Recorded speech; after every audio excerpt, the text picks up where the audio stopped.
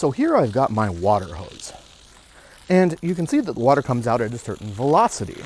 It's sort of launching itself, and it kind of follows this parabola shape. Which is great if I want to water the plants right here. But what if I wanted to water the plants way over there in the back corner of the yard? Well, I can't just do it like this because there isn't enough speed to reach the other side of the yard. The classic thing that people do, well, aside from the people who put an end on their hose, is going to be they're going to hold it like this, and they're going to take their thumb, and they're going to put it over the end of the water. When you put your thumb over the end of the water, you can make this water stream go really far away. Why is that?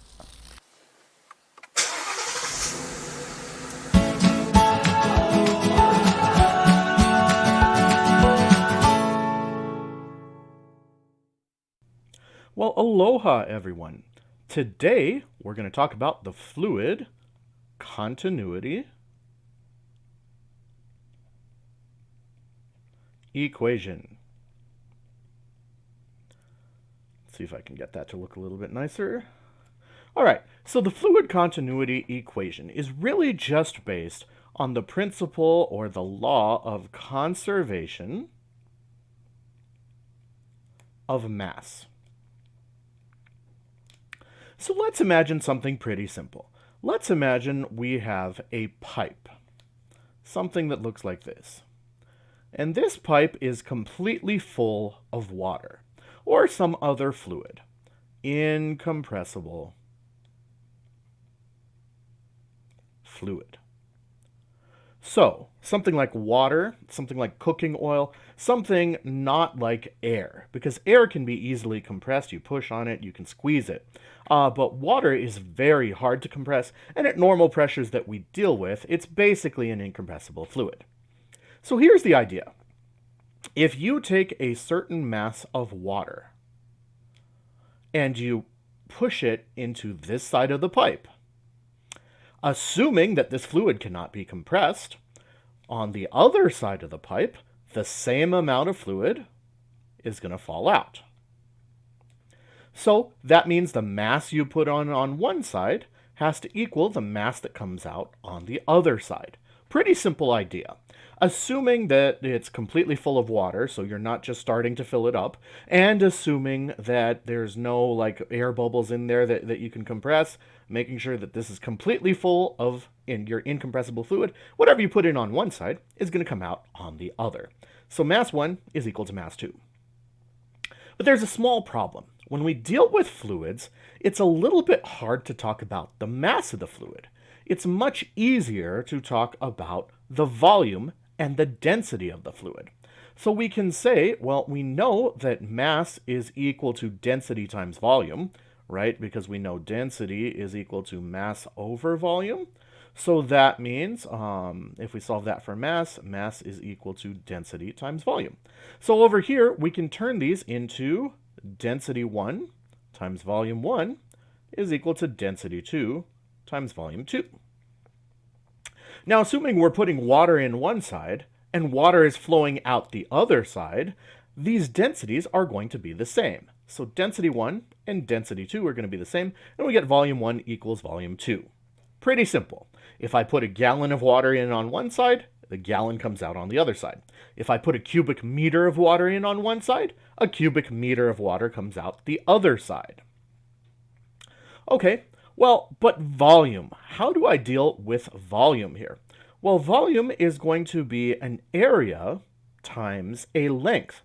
And you can sort of imagine here, if gravity was not distorting it, we saw it in our picture, that when the water flowed out of this tube, it kind of came out here in a kind of a parabola shape like that.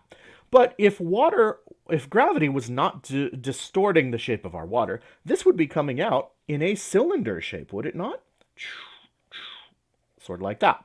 So if this was in a cylinder, if we're getting a cylinder of water out of here, that means that the volume of that cylinder is going to be equal to the volume of cylinder is equal to its area times, so the area of one of the bases times the length of the cylinder.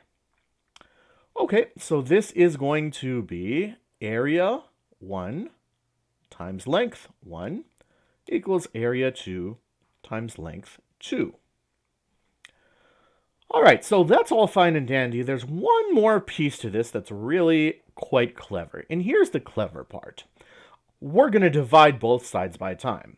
Or I suppose if you're in calculus, we're going to take a derivative with respect to time on both sides. But if we divide both of these sides by time, we may see something interesting. We're putting in a certain volume in a certain amount of time. So we have an area times a changing length in a changing amount of time. So this right here and this right here, what are those? Those are length over time, or maybe distance over time. Maybe you recognize that as the definition of average velocity. So it turns out A1 times V1, and I'm going to use a lowercase v with these sort of serifs on it. They make it, I don't know, they make it look faster to me. Sort of like the wing on the back of your car that doesn't actually do anything, but it does make it look faster. So the same thing here. A1 V1 is equal to A2 V2. And remember, that's a very fast-looking V, so that one's for velocity or speed. So A1 V1 equals A2 V2. This is the equation of continuity. Equation of continuity for incompressible fluids.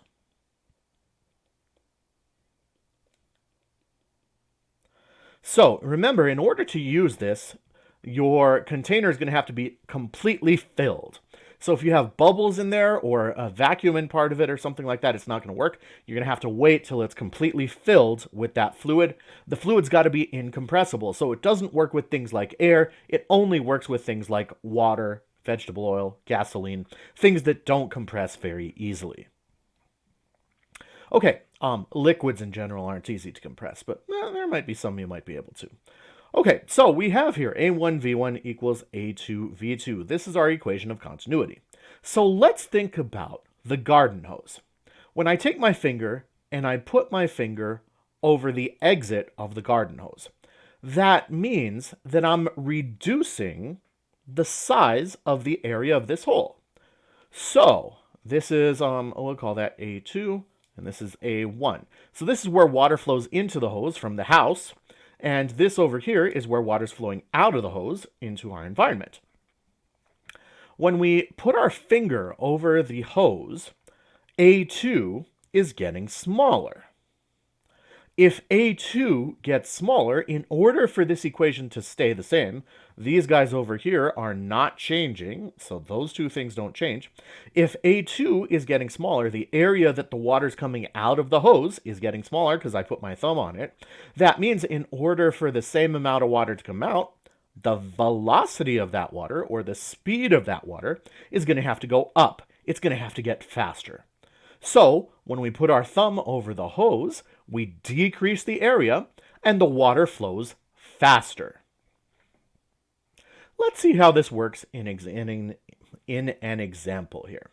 So let's imagine that let's say we have a piece of pipe like this, and it goes on for a while, and then we get sort of a funnel sort of shape, and then it goes into a smaller piece of pipe over here.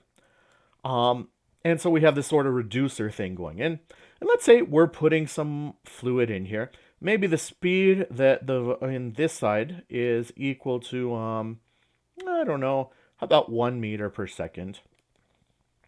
And the water is coming out here at a certain speed. We don't know what that speed is. But we did take some measurements. We measured the radius here. R is equal to R1, I guess I'll call it, is going to be equal to, let's make it, I don't know, how about 5 centimeters? Or 0.05 meters. R1 is that. And R2 over here, the radius of this side of the pipe, is going to be quite a bit smaller than that. Let's make it 1 centimeter. 1 centimeter. Or R2 is going to be equal to 0.01 meters. And I want to know how fast is water exiting the pipe on the right side. How fast is water exiting that pipe? So we have water flowing here. And in fact, this equation is true not just as we go into the pipe and leave the pipe. It's true as long as that radius stays the same. So in this entire area over here on the left up until about there, everything over here is going to be v is equal to 1 meter per second. And everything from, pretending that's all the same size on the right-hand side, I didn't draw it very well, but everything in this area, assuming it's all the same size, should be v2 is equal to, we don't know what it is, but it should be moving at the same speed in that entire right-hand side. So how fast is water coming out of this pipe? Well, what do we need to do? We need to apply the continuity equation, which says A1 V1 is equal to A2 V2. And we are looking for V2. So I'm going to solve this for V2. That's pretty simple. If I could write A1 V1 over A2 is equal to V2. So we have V2 by itself. The only problem is we don't have areas, we have radius. Well, the cross-sectional area of that pipe is going to be a circle. Everybody can see this area right here is a circle, and this area right there is a circle. So those two areas are going to be circles. So what are we going to use for that? Well, this is going to turn into each of those area for a circle is equal to pi r squared. So this formula is going to turn into pi r1 squared v1 divided by pi r2 squared is equal to v2. And we can see something right here. We have pi on top and bottom, so those are going to combine to form a 1. And our final formula is going to be something that looks like this. r1 squared v1 over r2 squared is equal to v2. Let's plug in some numbers and see how that works.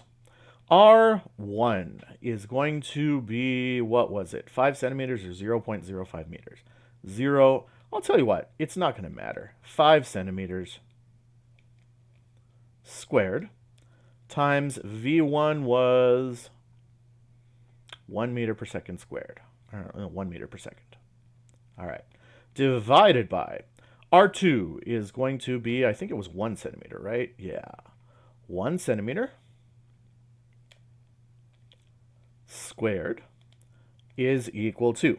And now you can see why I didn't bother converting these, because these units are going to cancel each other anyway, as long as they're the same here and here. They're both getting squared, so this unit here and this unit here are going to cancel each other, and they're not going to matter whether we convert them to meters or not. It's just a really subtle trick of the math there.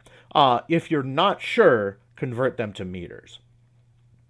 All right, 5 squared is going to be 25. Times 1 is 25, divided by 1 squared is just 1. There's a meters per second here, and this is really just 25 meters per second. So we're putting water in at 1 meter per second, but it's coming out at 25 meters per second because that hole is so much smaller. So the key to using the continuity equation, first of all, make sure that your fluid completely fills whatever area you're looking at, whatever volume you're looking at. Second, make sure your fluid is incompressible. And third, make sure you understand what shape the ends of those pieces of pipe or hose or whatever it is. Make sure you understand the shape of those so that you can calculate the area of that shape. In this case, since they were pipes, regular pipes, we had a circle on either side. So if we turn it and look at the end, it's a circle. But you could do it with triangles. You could do this with squares. You could do this with just about any shape you wanted to. You could have a hexagonal pipe if you wanted to, or an octagonal pipe. And you would need to find the area of those in order to be able to solve a problem like this. So that's really all there is to it about the fluid continuity equation. Mahalo for watching, and see you next time.